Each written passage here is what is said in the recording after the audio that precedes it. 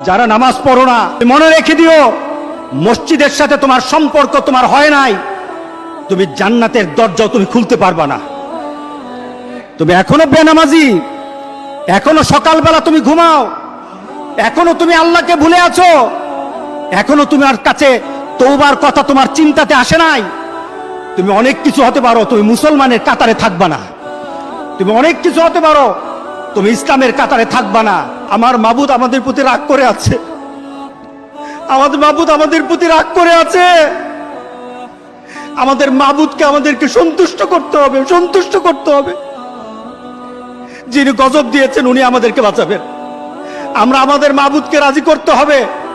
আমরা তওবার মাধ্যমে আল্লাহকে রাজি করতে আর চেষ্টা হব। গোটা পৃথিবীর মুসলমান, আর সময় নাই, আর সময় নাই। আপনি এখন বাংলাদেশের রাস্তাঘাটে হাঁটেন, এমন পরিবেশ যেন আল্লাহ না করে, জোরে বলে আল্লাহুম্মা আমিন।